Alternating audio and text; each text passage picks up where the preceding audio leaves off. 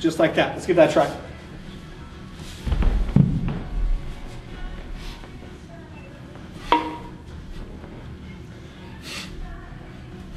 That one's too heavy on it. Yep. Have we got the Let's go ahead and, yeah.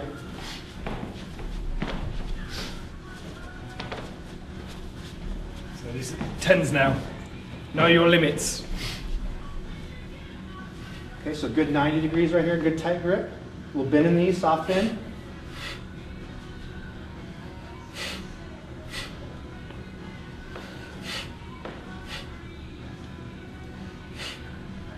Okay, let's do one more. Good. Let me point out one more thing real quick.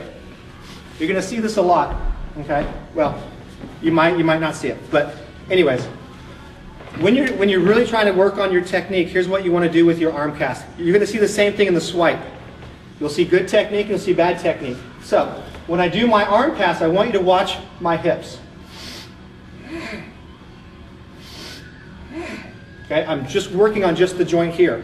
If there's an excessive amount of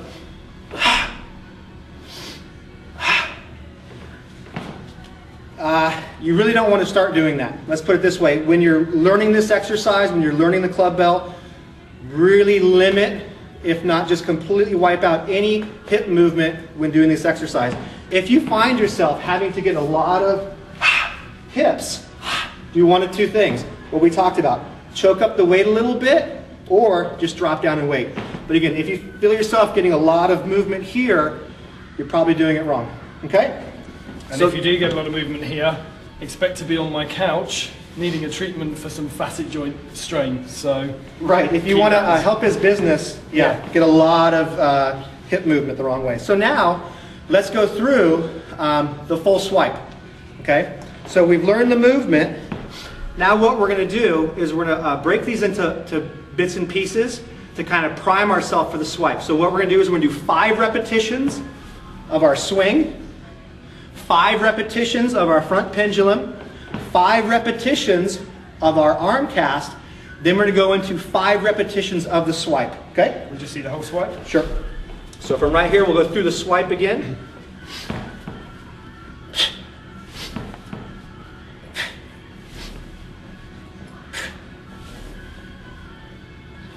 Okay, so that's the swipe. Let's see if I've got that, because I haven't actually done that before.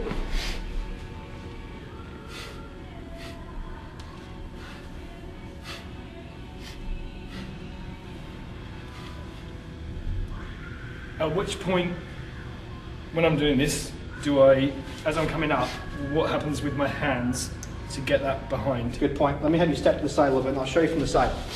Okay, so think about maybe where you keep your belt or the belly button level. A great warm-up, we didn't do it, but we can do it real quick, is going to help the wrist. Okay, if you do a lot of computer work, okay, you basically lose what's called lateral deviation, but basically it means being able to move the wrist this way. We lose that mobility from all the work that we do with technology. You'll notice when you pick up a club bell, that movement is essential though. You have to have that range of motion. So in doing some of these movements, you're not able to get that movement with the wrist. Okay? So a real basic one is we're going to keep elbows locked in. Okay? My hands are out. Okay? And think of yourself almost like a flight attendant. Okay? And I'm keeping my elbows locked in just to make sure that nothing else is moving.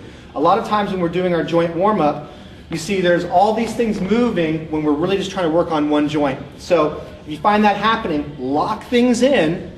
That way only one thing moves at a time. So from right here, my hands are nice and straight. I'm going to go pinkies down, thumbs up. Pinkies down, thumbs up. And I'm not getting any rotation. I'm not getting any movement here at the elbow. It's just right here. And this would be a very basic warm-up. A more advanced one is called the finger roll. You're going to start right here. A lot of people have a hard time with it. If you have a hard time with it, great. That means that you need to do more of it. And this will really help loosen up your hands. If you're anyone that does a lot of computer work, this warm-up is really going to help you out. Okay? So lock the elbows in. We're going to make an OK sign, and all my fingers are on top of each other. Okay? So if you remember back when you were a kid with the slinky, your fingers are going to look like the slinky. I'm going to roll my fingers out, and go into holding an ice cream cone. It's organic, of course, but it's an ice cream cone. So from here, I'm back and forth, and I'm getting a lot of movement with my fingers, with my wrist, and now I'm getting rotation here with these two bones in my forearm. Okay? And you want to see those fingers get a lot of movement. Really stretch out the fingers. Okay? And if this becomes easy, you can make it more complex, more sophisticated by going back and forth and getting a lot of movement with the fingers. So you can see this is really loosening up my wrist. So now let me show you what we were talking about. So I'm going to use a light weight so you can kind of see what's going on here. So the cool thing with the Clubbell is this. I'll kind of get a little closer up. If I go and I do a monkey grip on this thing and I get real tight and lock things up, that's great for certain tools. It's not always great for the Clubbell, because as I'm swinging, I need to be able to have this movement right here. And if I'm crushing the grip all the time, and or I don't have this kind of mobility, it's going to be really hard to get that movement. Okay? So, as you're going through your swipe, when you're swinging up, if you see my arm, I've got this movement right here. It's not straight. I've got that mobility, right? So once I'm swinging here, I need to be able to quickly redirect, or retranslate they call it sometimes, but redirect that movement back. So that's where that movement comes in. So right about, I don't know, belt level, belly button level, that's where you're going to redirect the weight back. It gets redirected right over here. So let me show you a couple things with the heavier weight. Okay? So you'll see right about, probably right about here, the weight's going to get redirected. Okay? Now what happens if I take too long? Ugh. See, now I'm trying to move the weight way up here. I'm letting it go. Ugh. And that's where you're going to see a lot of hip movement. And you'll know, is the weight coming by your ear? If it's coming by your ear, you're getting it right. You're retransitioning that weight down here. If it's coming up high, you're not. You're weighting way up here. Okay? So good point. Let's go again though. All right. Let's see if I can get it right.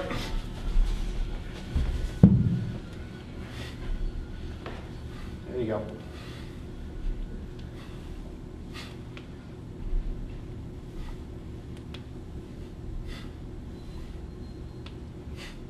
Perfect. And fun as well. Good. All right, so we went through our 3 exercises to kind of understand the swipe. We've done the swipe. Now we're going to go through our compensatory yoga, which is going to stretch out the opposite of what we did. So the first one is we are going to do what's called a seated leg twist. So we'll kind of sit back a little bit so you can kind of see us in the camera there. So what we're going to do is we're going to have a seat. I'm going to take my right leg and bring my right leg out straight. This is a very basic stretch. There's a lot of more advanced stuff. We're going to take left leg, cross it over. Now this foot has to stay on the ground. It doesn't necessarily need to be flat, but at least the edge of the foot on the ground. I'm going to pull that leg in as tight as I can. I'm going to pull my toes of my right foot up towards me. I'm going to interlace my fingers, grab my knee, sit up nice and straight. So I'm up nice and tall in a seated position. Pull my knee in, left knee towards my right shoulder. And then I rotate towards my left. If you need more of a stretch, you take your right elbow, grab your knee, it's kind of like you're choking out your knee, pull it in nice and tight here, and then twist. And you'll feel that in your left hip.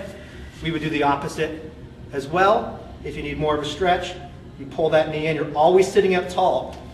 A lot of times you'll see this, crouching forward. We want to stay up nice and tall in this stretch. Okay, that's our first stretch. With any stretch like this, remember, if you've got any rotational problems with your back, so any disc injuries, anything that if you flex forward, you're likely to put your back out, be very careful with this stretch and make sure you're keeping yourself upright and maybe limit the rotation if you've got a disc problem. You probably wouldn't be doing this if you've got a disc problem anyway, but just bear that in mind. Perfect. We hold that 30 to 60 seconds. Next one. We're going to be kneeling on the ground, and we're going to do what's called a seal pose. I'm going to show you a basic way to do a seal pose. you're going to take your hands, and both hands, you're going to point your fingers back towards you. If for whatever reason, if pointing back your fingers really hurts, well, first thing is, if it really hurts, you shouldn't be doing it, right? But if it really feels uncomfortable, it's okay to turn your hand out a little bit. Okay, so I don't know if you can see from there, but right here, my fingers are pointing back towards me. And now, if that's too much, I rotate my fingers out to the side if you need to. Okay? We're going to start by doing just a single arm seal pose. It's very easy. So I'm going to take my right hand, I'm going to splay out my fingers, really widen out my fingers, and get a good seal of the palm. I'm going to lock my elbow and push my elbow forward. I'm sitting back on my heels, okay, so there's just minimal amount of weight on my hand. And if I need to, I can take my left hand as kind of a safety, okay? And from here, I just kind of sit back. And if you feel a good stretch here, that's all you need. You don't need much more, okay? And you just hold that 30 to 60 seconds. You would switch sides. Okay, and if you want more advanced, you would go both hands at the same time, sitting back. Okay, and if you still need more from that, you go in this position and just start scooting your knees back. Okay, always making sure that you've got this seal right here at the hands. If your palms start to come up, then you need to move your hips back in. You're moving back too far, and your range of motion is not sufficient yet. Great, let's go to stand up. Let's do our last one. Another basic one, it's called the double handcuff. So you're going to go like this with your fingers, kind of make a gun. But we're going to keep this right behind the back. So I'll show you from the back. I'm going to make this position right here at belt level. Okay, my feet are wide. I'm going to take my shoulders, roll my shoulders back. I'm going to pack my shoulders in and reach my fingers down as far as I can. So from this position, fingers go down as far as I can. I'm not overextending. I'm not seeing how far I can go into a back bend. I'm just merely standing up straight and pull those shoulders in. If you're tight right up in here, you'll really feel that. It's a great stretch. Perfect. Fantastic. So that's it with the swipe. We took a look at the swipe. We took a look at the three major movements. And with those three major movements, you're doing 3 warm-ups that correspond to the movements. And you're doing 3 stretches that also correspond to those movements. So there you go. So that's your man, Matt Marchant, Marchant Training Method. Get on it. Send him some messages.